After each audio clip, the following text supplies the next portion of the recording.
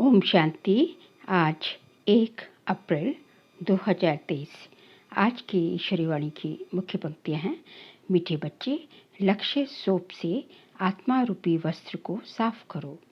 लक्ष्य सोप से आत्मा रूपी वस्त्र को साफ करो। अंदर में कोई भी मैल नहीं रहनी चाहिए।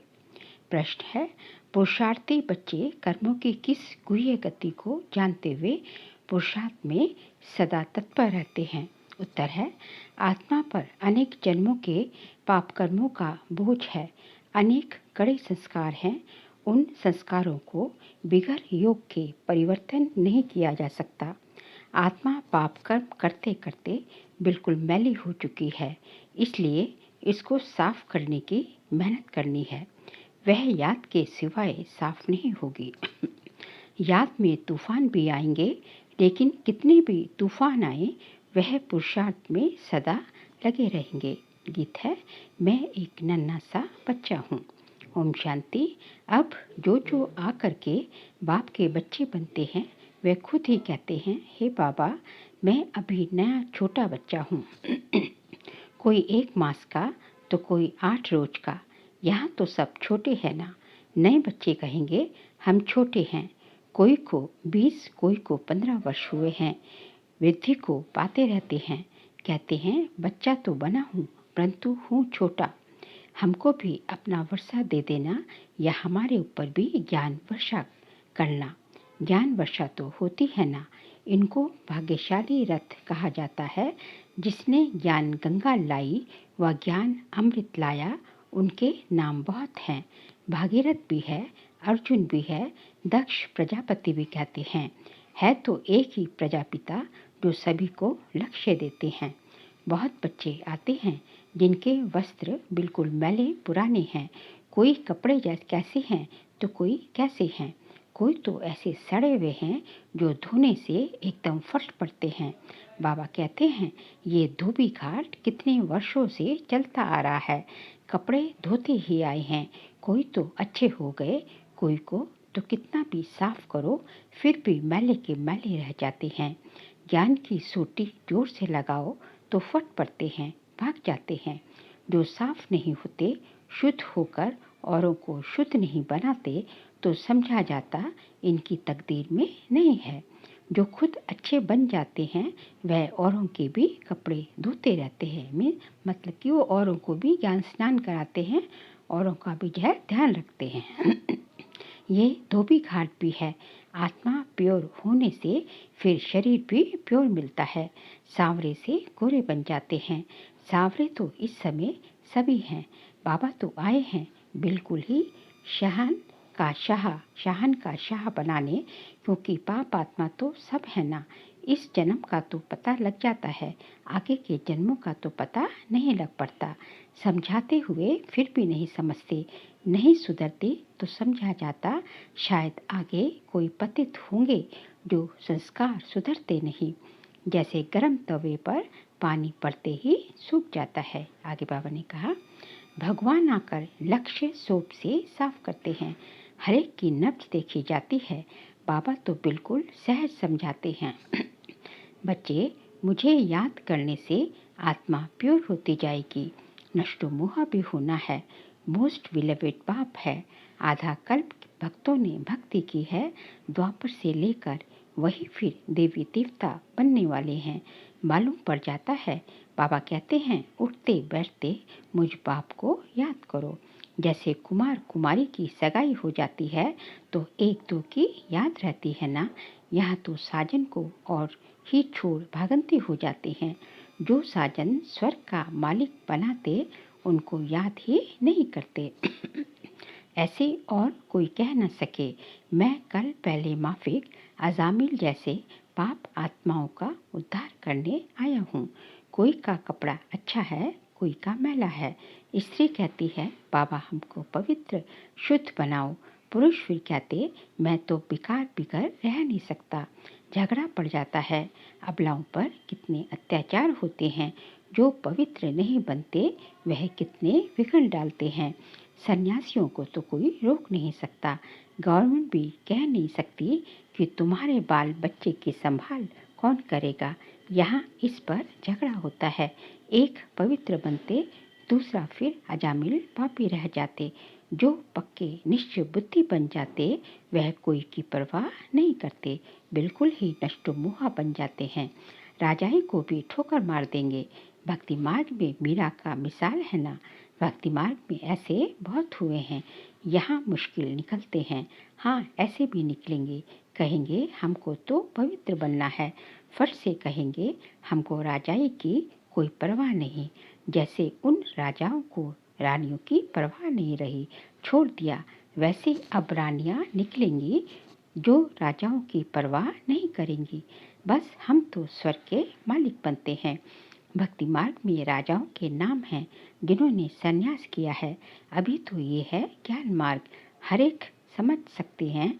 हम यहाँ तक धोबी बने हैं, क्यों ना अच्छा धोबी बने। धोबियों में भी नंबरवार होते हैं ना। विलायत में कपड़े धोने के लिए भेजे जाते हैं तो जरूर वह अच्छे कपड़े साफ करते होंगे। यहाँ भी ऐसे है, कोई तो झट साफ हो श्रीमत पर चल पड़ते हैं, पावन बन और बनाते हैं। पुरुष पवित्र नहीं बनते तो स्त्रियों को कितना सहन करना पड़ता है। आजकल तो बहुत संभाल रखनी पड़ती है, क्योंकि हर एक मनुष्य 5 भूतों के अर्थात विकारों के वश है। क्रोध के वश भी बहुत नुकसान कर देते हैं। कहते हैं बाबा हम परवश हो गए, दे अहंकार आ जाता है। दे अहंकार आने से ही फिर और विकार भी आ जाते हैं। अपने को देही समझ बाप को याद नहीं करेंगे तो रजिस्टर खराब हो जाएगा। मनसा में तूफान तो आएंगे, परंतु कर्मेंद्रियों से नहीं करना है। आगे बाबा ने कहा, बाप कहते हैं विश्व का मालिक बनना कोई मासी का घर थोड़ी ही है। लक्ष्मी नारायण स्वर्ग के मालिक बने हैं तो जरूर कुछ तो पुरुषार्थ किया है ना। बरोबर बाप पैर स्वर्ग के लिए राजा रानी बनाते हैं तो बाप की श्रीमत पर चलना है। एक बाप की ही श्रीमत है, बाकी सब है भूत मत। श्रीमत को भूले और ये भूत आए, झट माया वार कर कांध नीचे करा देती है। अपने को देखना चाहिए मैं कहाँ तक मैला हूँ। अच्छे बच्चे कुमार का आदि है, सर्विस कर रहे हैं। बच्चे मुद पलीती कपड़ों को धोने 5 विकारों पर जीत पहनाने जाते हैं। कोई को काम का भूत आया तो एकदम नाम बदनाम कर देते हैं। गंदा हो गया तो उनको बीके थोड़ी ही कहेंगे, उनका फिर रजिस्टर एकदम खराब हो जाता है। बाबा कितना सटका मारते हैं साफ करने के लिए। कहते हैं बाप को याद करो तो कपड़ा साफ होगा, नहीं तो भूत आते रहेंगे। धारणा नहीं होती तो समझना चाहिए मैं कोई बहुत मैला हूँ। आगे जन्म में शायद हम बहुत गंदे थे, शर्म आना चाहिए। पुरुषार्थ नहीं करते तो गंदे के गंदे रह जाते हैं, लायक नहीं बनते। तुम यहाँ आते हो लायक बनने। अच्छे कपड़े होंगे तो सूर्यवंशी व चंद्रवंशी बनेंगे। बाबा ने अब बेहद की विशाल बुद्धि दी है। सारी दुनिया के चक्र को तुम जान गए हो। मनुष्य कहते भी हैं हे पतित पावन, तो वह जरूर एक ही होगा जिसको ही हेवनली गॉड फादर कहा जाता है। वह है निराकार। 5000 वर्ष हुए जबकि ये धोबी घाट निकला था। बाबा कहते हैं 5-5 हजार वर्ष बाद धोबी घाट भारत में ही बनाता हूँ। इस योग से तुम एवं पावन बन जाएंगे। फिर 21 जन्म तुमको पतित होना नहीं है। वहाँ माया है नहीं, स्वर्ग में माया है नहीं। पावन बने बिगर तुम वैकुंठ जा नहीं सकेंगे। प्रजा तो बहुत बनती है, परंतु इसमें राजी नहीं होना है। मतलब प्रजा बनने में राजी नहीं होना चाहिए। आगे बाबा ने कहा, गाते हैं तुम मात पिता हम बालक तेरे, तुम्हारी कृपा से राजाई के सुख घनेरे पाए, ना कि प्रजा के। ये तो है ही दुख धाम। भल धनवान है क्योंकि अच्छे कर्म किए हैं। ये है लौकिक राजाई स्वर्ग की, पारलौकिक ये है लौकिक राजाई, स्वर्ग की है पारलौकिक राजाई। दोनों कैसे मिलती हैं ये भी तुम बच्चे जानती हो। बाबा कहते हैं मेरी श्रीमत पर चलने से फिर 21 जन्म तुम सजाए नहीं भोगेंगे। ऐसे नहीं धंधा आदि छोड़ यहाँ बैठ जाना है। बच्चों की तुमको पालना करनी है, तुम्हारी रचना है। धंधाधोरी में घाटा व फायदा तो होता ही है। सतयुग में तो है प्रारब्ध, वहाँ घाटे आदि की कोई बात नहीं। यहाँ तुम श्रीमत से इतना फायदा करते हो जो 21 जन्म घाटे की कोई बात नहीं। पूरा ज्ञान ना मिलने से फिर दर्जा कम मिलेगा। श्रीमत पर चलने से नष्टो मोहा बनते हो तो अच्छा ही पद पा लेते हो। उनका मान यहाँ ही होता है। नंबरवार राजाई मिलनी है तो फॉलो करना चाहिए माता पिता को। मदर फादर कर्म सीखते और सिखलाते हैं। कहते हैं श्रीमत पर चलो, विकारों में ना जाओ, परहेज पर चलो। युक्तियाँ बहुत बतलाते रहते हैं। अविनाशी सर्जन बाबा है, बाकी सभी है पेशेंट्स। तुम मददगार बनते हो। तुम हो नायाब सर्जन, नंबरवार। सबसे तीखा अविनाशी सर्जन शिव बाबा एक ही है। सर्जनों में नंबरवार होते हैं ना। कोई तो लाख भी कमाते, कोई तो अपना पेट भी पूरा नहीं भर सकते।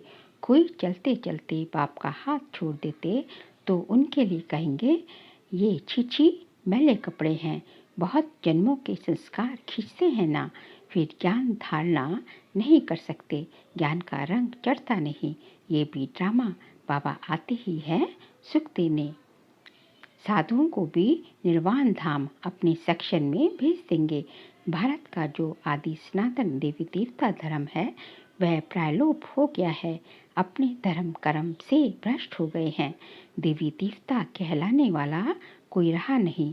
ना हो तब तो मैं आकर स्थापन करूं, तो जरूर और भी धर्म की आकर स्थापन करूं, तो जरूर और भी धर्म की आत्माओं को वापस ले जाना पड़े। मनुष्य मुक्ति धाम में ही जाना चाहते हैं। बाबा कहते हैं मैं इसके लिए ही आया हूँ। तो बच्चों को अपने से पूछना चाहिए, क्या आगे हम बहुत पतित थे जो धारणा नहीं होती? मम्मा बाबा के तख्त नशीन बन नहीं सकते तो जाकर दास दासी बनेंगे। बाबा कहते हैं मैं पतितों को पावन बनाने आया हूँ। इस शरीर का आधार लिया है, नहीं तो पतितों को पावन कैसे करूं? तुम बच्चे कहेंगे बाप द्वारा हम सुदेवी देवता पावन बन रहे हैं। अभी बने नहीं हैं, पुरुषार्थी हैं। श्रीमत पर चल श्रेष्ठ बनना है, ये नॉलेज बाप ही देते हैं। नॉलेजफुल एक गॉडफादर को कहा जाता है। वही सारे ब्रह्मांड, मूल वतन, सूक्ष्म वतन, स्थूल वतन, सृष्टि के आदि मध्य अंत का समाचार सुनाते हैं। तुम भी नॉलेजफुल बन जाओ। कोई तो नॉलेजफुल बन जाते हैं, कोई तो बिल्कुल धारणा नहीं करते। समझेंगे उनकी तकदीर में ही नहीं है। अच्छे अच्छे बच्चे बड़ा अच्छा पुरुषार्थ करते हैं। बाकी घर बार तो संभालना ही है। शुरू में इन्हों की 14 वर्ष भट्टी रही। कपड़े धोते धोते कितने अच्छे गोरे बन गए। कोई टूट पड़े, कोई मैले के मैले ही रहे। आजकल तो 7 रोज भी मुश्किल ठहर सकते हैं। पहले तो पूरा भट्टी था।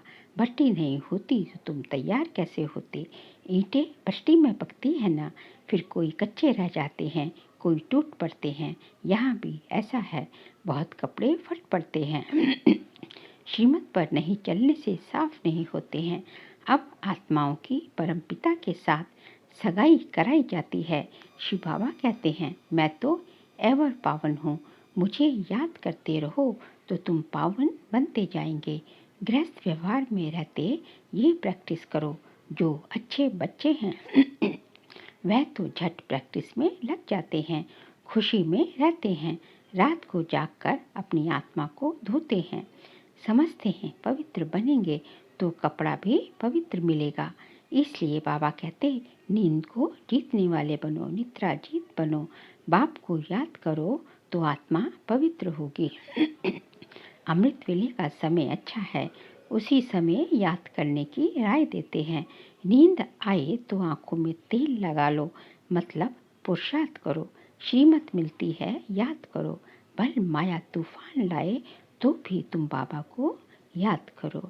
अच्छा, मीठे मीठे सीख लेते बच्चों प्रति माता पिता बाप दादा का याद प्यार और गुड मॉर्निंग। रूहानी बाप की रूहानी बच्चों को नमस्ते। हम रूहानी बच्चों की रूहानी बाप दादा को नमस्ते नमस्ते नमस्ते। सार के लिए पॉइंट्स है। श्रीमत पर पूरा नष्ट मोहा बनना है। परहेज और युक्ति से चलना है। रजिस्टर खराब होने नहीं देना है। नींद को जीतने वाला बन अमृत वेले विशेष आत्मा को साफ बनाने के लिए बाप की याद में रहना है। ज्ञान योग से आत्मा को पावन बनाना है। आज का बाबा का वरदान है, एक ही संकल्प में स्थित हो महातीर्थ की प्रत्यक्षता करने वाले जिम्मेवार आत्मा भव। एक ही संकल्प में स्थित हो महातीर्थ की प्रत्यक्षता करने वाले जिम्मेवार आत्मा भव। ये आबू विश्व के लिए लाइट हाउस है।